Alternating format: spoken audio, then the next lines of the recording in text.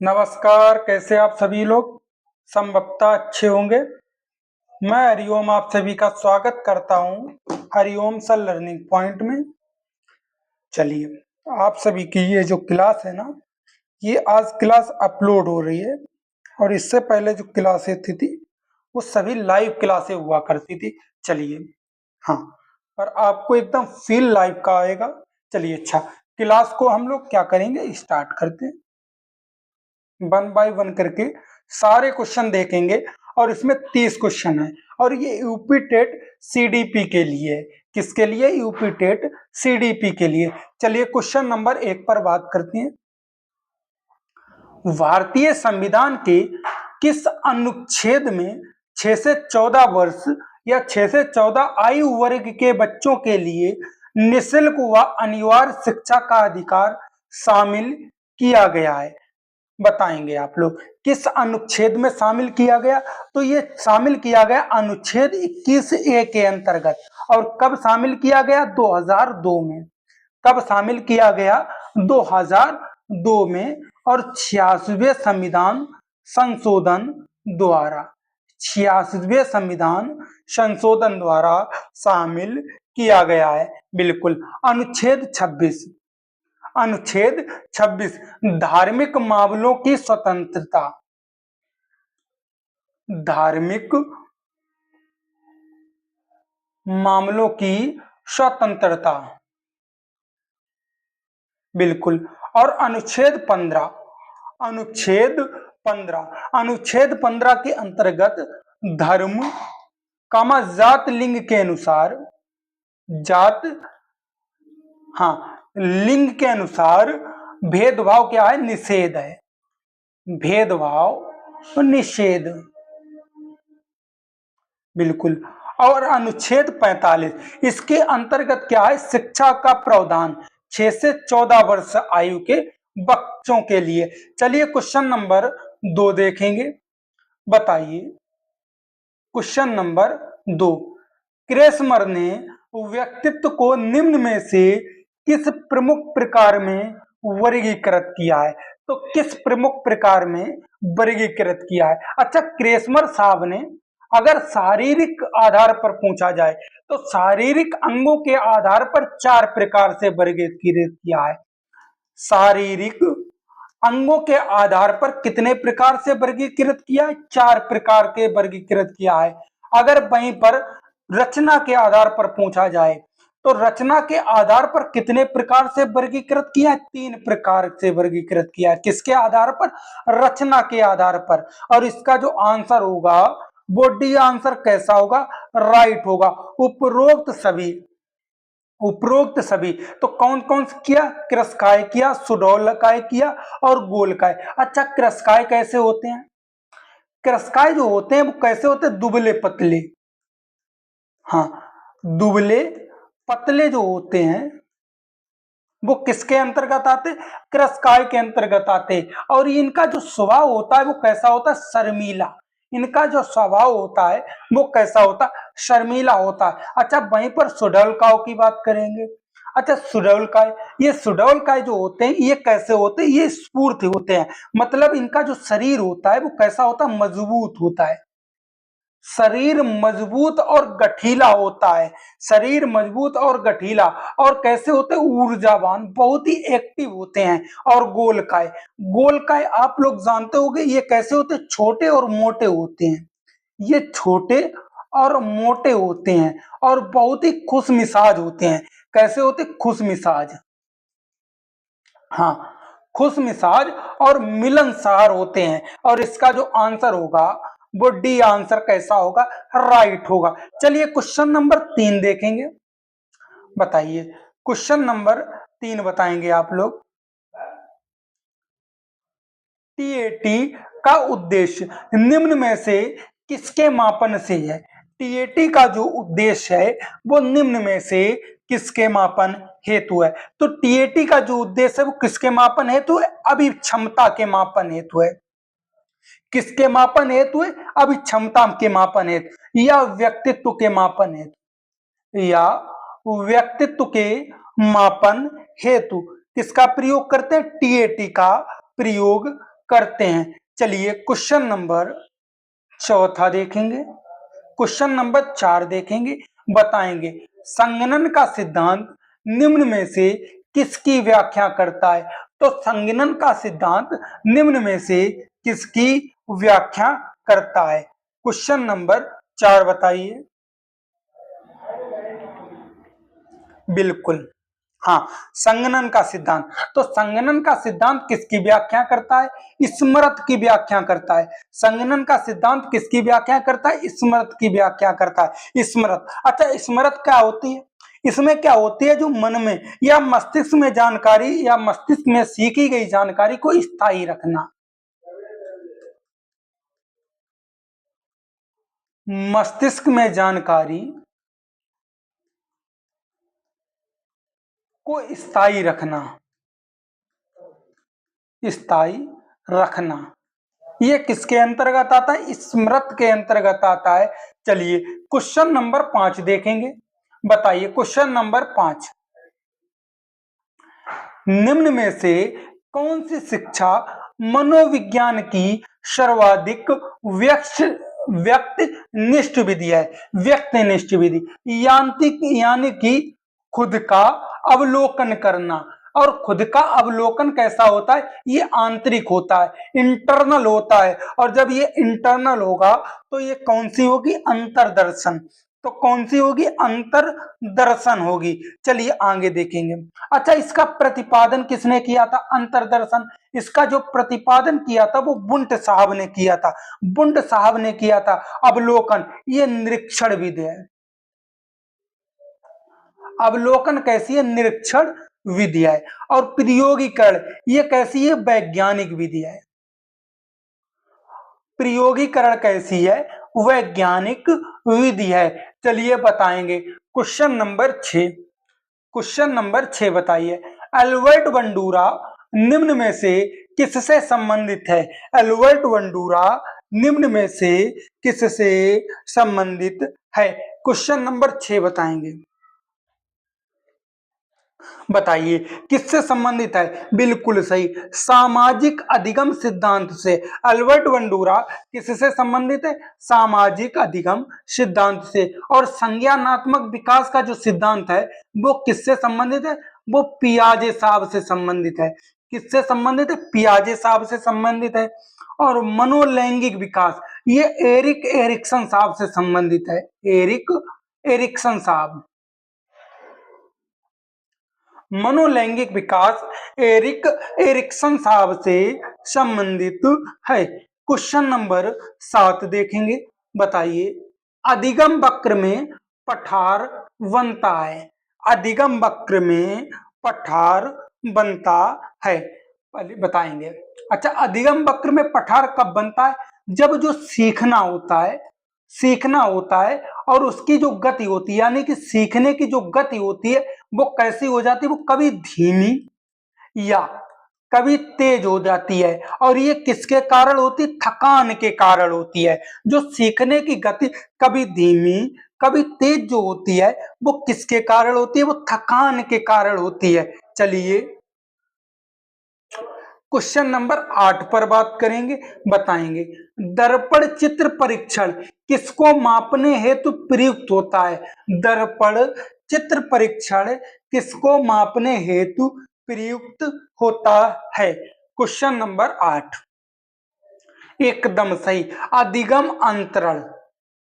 अधिगम अंतरण दर्पण, हाँ, दर्पण चित्र परीक्षण अधिगम अंतरण मापने हेतु प्रयुक्त होता है। क्वेश्चन नंबर 9 बताएंगे, बताइए क्लाउड पिक्चर टेस्ट निम्न में से किसके मापन हेतु प्रयुक्त होता है?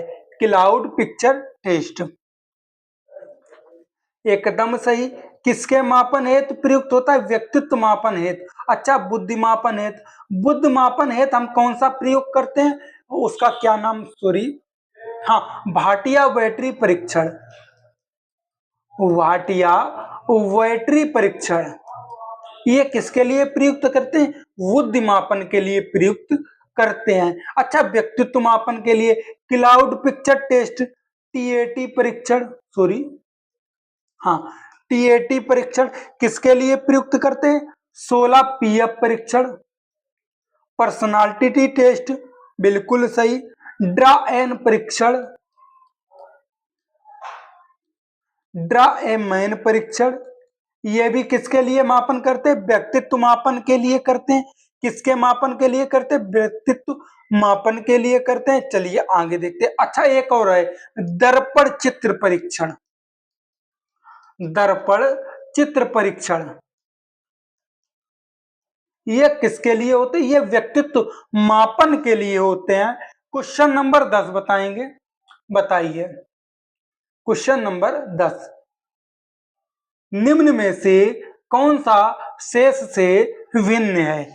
निम्न में से कौन सा शेष से भिन्न है? टीएटी परीक्षण किसके लिए होता है? व्यक्तित्व मापन के लिए। टीएटी परीक्षण व्यक्तित्व मापन के लिए, 16 पीएफ परीक्षण व्यक्तित्व मापन के लिए, और ड्रा एम परीक्षण व्यक्तित्व मापन के लिए। और इसका जो सी आंसर होगा वो कैसा होगा? भिन्न होगा। और यही क्या होगा? राइट होगा। बिल्कुल अभी बता कर आए हम लोग क्वेश्चन नंबर 11। और 11 पर चलने से पहले आप लोग क्या करेंगे भाई, जो लोग न्यू जुड़ेंगे सेशन से वो सभी लोग चैनल को भाई सब्सक्राइब कर लेंगे। और अगर आपको सेशन अच्छा लग रहा है तो क्या करेंगे, चैनल को लाइक कर देंगे, यानी कि सेशन को क्या कर देंगे? लाइक कर देंगे। और पीडीएफ के लिए आप इस नंबर से जुड़ेंगे, 7310345782, 7310345782, इस नंबर पर आप लोग क्या करेंगे? जुड़ जाएंगे। क्वेश्चन नंबर 11 बताएंगे, बताइए 7, 8, 9, 10, 11, 12 की माध्यिका है, यानी कि माध्यिका ज्ञात करनी है। और जब भी आपको माध्यिका ज्ञात करनी हो तो उसका एक सूत्र होता है, या तो आप सूत्र से याद करें, माध्यिका ज्ञात करेंगे, En/2 व पद, या आप क्या करेंगे, इसे आरोही या अवरोही क्रम में, तो आरोही या आरोही क्रम में पहले से सेट है और हमें मध्य का निकालना है। तो मध्य में कौन आ रहा? 9 और 10, 9 और 10/2, यानी कि पदों का योग बटे पदों की संख्या, ये कितना हो जाता? 19/2, और कितना आ जाएगा? 9.5।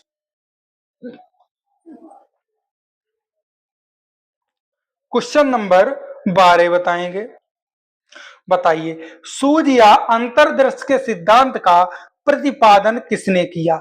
सूझ या अंतर्दृष्टि के सिद्धांत का प्रतिपादन किसने किया? क्वेश्चन नंबर 12, और 12 का जो आंसर होगा, 12 का आंसर वो कौन सा होगा? गेस्टाल्टवादी, क्योंकि कोलर ने किया था। और कोलर ने, ये किसने किया था? कोलर साहब ने। और कोलर कैसे थे? गेस्टाल्टवादी। चलिए गेस्टाल्टवादी मनोवैज्ञानिक को जान लेते हैं। तो पहले तो हमारे कोलर साहब आ जाते हैं, दूसरे नंबर पर कुल्ट साहब आ जाते हैं, और कौन आ जाते? कोफा साहब, हाँ कोफका साहब आ जाते हैं। चलिए आगे देखेंगे क्वेश्चन नंबर 13, मैकडूगल के अनुसार प्रत्येक मूल प्रवृत्ति से संबंध होता है। मैकडूगल के अनुसार प्रत्येक मूल प्रवृत्ति संबंधित होती है। तो मैकडूगल के अनुसार मूल प्रवृत्ति किससे संबंधित होती? ये संवेग से संबंधित होती है। किससे संबंधित होती? संवेग से। अच्छा कितनी मूल प्रवृत्तियां बताएं? 14। और ये जो मूल प्रवृत्तियां होती है कैसी होती? जन्मजात। कैसी होती है? जन्म जाति होती है। क्वेश्चन नंबर 14 देखेंगे, पूर्व अनुभव के आधार पर संवेदना को अर्थ प्रदान करना कहलाता है। पूर्व अनुभव के आधार पर संवेदना को अर्थ प्रदान करना कहलाता है।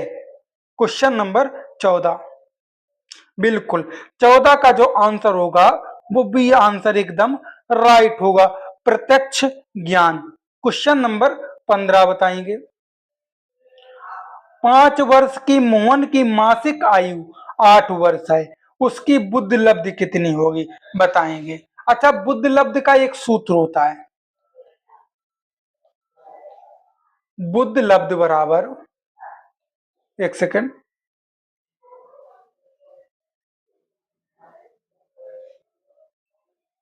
हाँ, बुद्धि लब्ध बराबर IQ बराबर मासिक आयु अपान वास्तविक आयु इंटू 100। तो इसमें जो मासिक आयु दी गई है वो कितनी दी गई, 8 वर्ष, और जो वास्तविक आयु वो कितनी है, 5 वर्ष, इंटू 100। तो 5 दूना 10 हो जाएगा, यानी कि 20। तो 8 × 20 कितना हो जाएगा, 8 × 20 कितना हो जाएगा, 160। चलिए आगे देखेंगे, क्वेश्चन नंबर 16। बताइए कौन सा बुद्धि लब्धि की स्तर मध्य बुद्धि वाले बच्चों का प्रशिक्षण योग्य बुद्धि लब्धि स्तर कहलाता है। क्वेश्चन नंबर 16, कौन सा बुद्धि लब्धि स्तर मध्य बुद्धि वाले बच्चों का प्रशिक्षण योग्य बुद्धि लब्धि स्तर कहलाता है, 16 बताएंगे। हाँ, 16 का जो आंसर होगा वो कितना होगा, IQ 36 से 49, 36 से 49। बिल्कुल, ये किसका IQ है, ये मंद बुद्धि का, मंद बुद्धि का IQ है। बिल्कुल, चलिए एक एक करके हम थोड़ा देख लेते, इस पर थोड़ी बात कर लेते हैं। हल्की, अगर हल्की मध्यता पूछी जाए तो 50 से 70, 50 से 70, ये कैसी आती, हल्की मंदता की बात करता है। आगे देखेंगे 17, रोसार्स इंक विलास टेस्ट का प्रयोग निम्न में से किसके मापन हेतु प्रयुक्त होता है। रोसार्स इंक विलास टेस्ट का प्रयोग निम्न में से किसके मापन हेतु प्रयुक्त होता है। क्वेश्चन नंबर 17 बताएंगे। तो ये किसके लिए होता है, ये व्यक्तित्व मापन के लिए होता है। और व्यक्तित्व मापन के लिए अभी हम बहुत सारे बताए गए, जैसे TAT हमने बताया, जैसे TAT बताया, 16 PF बताया,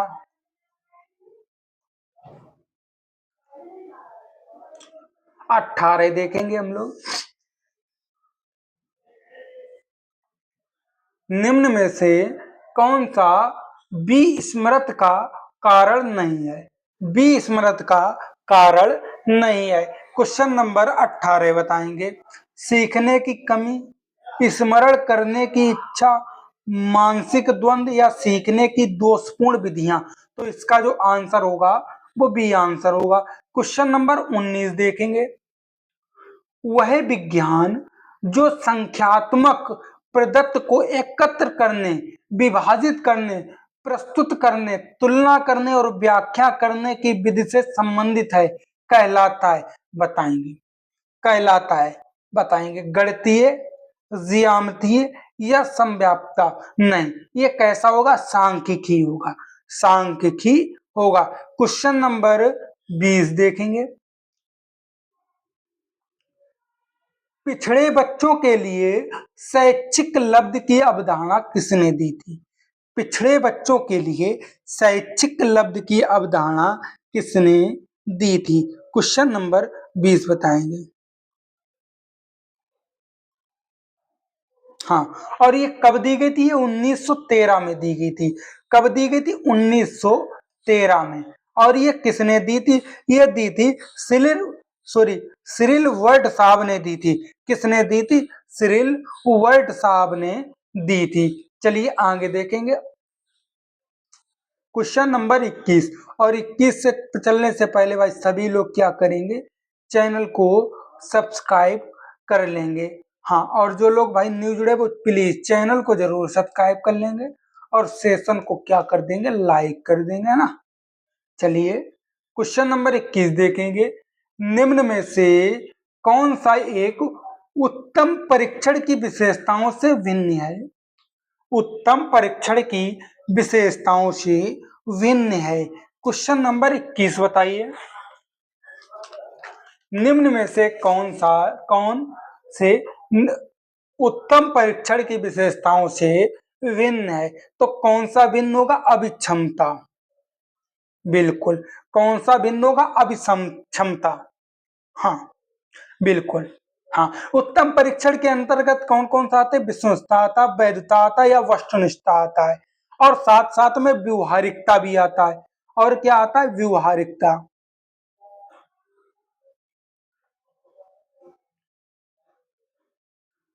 क्वेश्चन नंबर 22 देखेंगे, बताएंगे, निम्न में से कौन सा बुद्ध का सिद्धांत नहीं है? निम्न में से कौन सा बुद्ध का सिद्धांत नहीं है? Question number 22।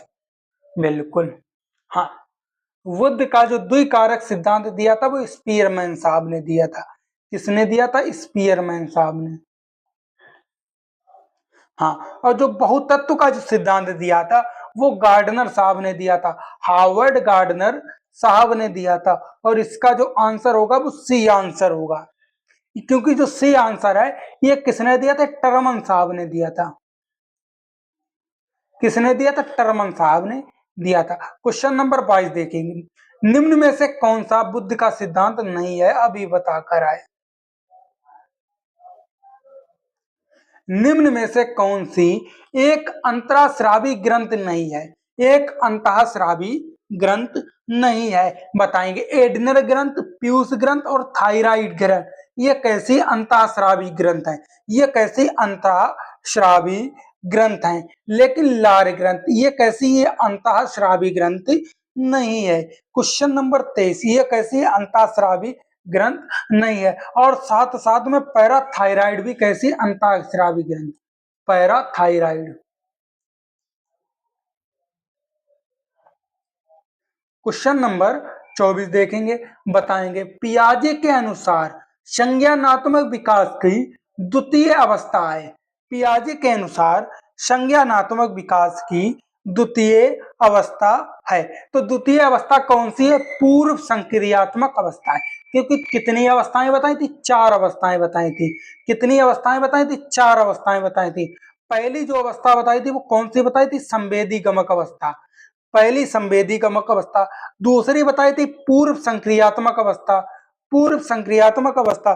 तीसरी बताई थी उत्तर संक्रियात्मक अवस्था, बिल्कुल, या मूर्त संक्रियात्मक अवस्था बताई थी। और चौथी कौन सी बताई थी? औपचारिक संक्रियात्मक अवस्था बताई थी। चलिए क्वेश्चन नंबर 25 देखते हैं, शारीरिक विकास को प्रभावित करने वाला कारक कौन सा है? बिल्कुल, शारीरिक विकास को प्रभावित करने वाला कारक कौन सा है? वंशानुगत, बिल्कुल, बिल्कुल सही बात, बिल्कुल। हेरिडिटी जो होती है ये कैसा? ये शारीरिक विकास को प्रभावित करती है। जैसे बालों का रंग, बालों का रंग, आंखों का रंग, ये किससे होता है? ये वंशानुगत से होता है। वातावरण, यानी कि वातावरण, इन्वायरमेंट, ये भी प्रभावित करता है। खेल कूद, खेल कूद भी प्रभावित करता है। इसका जो आंसर होगा वो डी आंसर कैसा होगा? राइट होगा। चलिए क्वेश्चन नंबर 26 पर बात करते हैं हम लोग, बुद्ध लब्धि की गणना का सही सूत्र निम्न में से कौन सा है? सही सूत्र, तो हमने सही सूत्र कौन सा बताया था? IQ बराबर मासिक आयु बटे वास्तविक आयु इंटू 100, मासिक आयु बटे वास्तविक आयु इंटू 100, यानी कि इसका जो ऑप्शन होगा वो ए ऑप्शन कैसा होगा? राइट होगा। चलिए क्वेश्चन नंबर 27 देखेंगे, चिंतनशील सोच की विशेष, चिंतनशील सोच की चर्चा इनमें से किसने की है? बताएंगे, चिंतनशील सोच की चर्चा इनमें से किसने की है? क्वेश्चन नंबर 27, बिल्कुल सही। किसने की है? जॉन ड्यूवी साहब ने। किसने की? जॉन ड्यूवी साहब ने। और ये अवधारणा जो दी थी वो कब दी थी? 1910 में दी थी। कब दी थी? 1910 में दी थी। क्वेश्चन नंबर 28 देखेंगे, आगमनात्मक तर्क के स्तरों में कौन सा शामिल नहीं है? आगमनात्मक तर्क के स्तरों में कौन सा शामिल नहीं है? तो कौन सा शामिल नहीं? कल्पना। कौन सा शामिल नहीं? कल्पना। और क्वेश्चन नंबर 29 देखेंगे, बताइए, सीखी गई बात को धारण करने और पुनः स्मरण करने की असफल होना, सीखी गई बात को धारण करने और पुनः स्मरण करने में असफल होना क्वेश्चन नंबर 29 कहलाता है। क्या कहलाता है? विस्मरण कहलाता है, स्मरण कहलाता है, धारण कहलाता है, चिंतन। विस्मरण क्या कहलाता है? सीखी गई बात को याद करने में असफल होना, यानी कि याद ना आना। और इसमें क्या होता है? सीखी गई बात को धारण करना, यानी कि स्थायी रखना। Question number 30, question number last. मूल प्रवृत्ति की एक प्रमुख विशेषता जो पाई जाती है, किसमें पाई जाती है? सभी प्राणियों एवं जन्मजात प्रकृति होती है, बात मैं बता चुका हूं। चलिए, यहां से आपका सेशन क्या होता है? समाप्त होता है। अगर आपको सेशन अच्छा लगा तो आप क्या करेंगे? चैनल को भाई सब्सक्राइब जरूर कर लेंगे और सेशन को लाइक कर देंगे और एक अच्छा सा कमेंट करेंगे। और आपकी क्लास 9 PM पर डेली होती है, 9 PM पर डेली लाइव होती है, उससे भी जुड़ेंगे। हाँ, और PDF के लिए आप क्या करेंगे? इस नंबर पर जुड़ेंगे। एक सेकंड, 73 10 34 57 82, इस नंबर पर आप जुड़ जाएंगे व्हाट्सएप ग्रुप पर और आपको PDF मिल जाएगी। चलिए, अब हम सेशन को यहीं पर एंड करते हैं। धन्यवाद।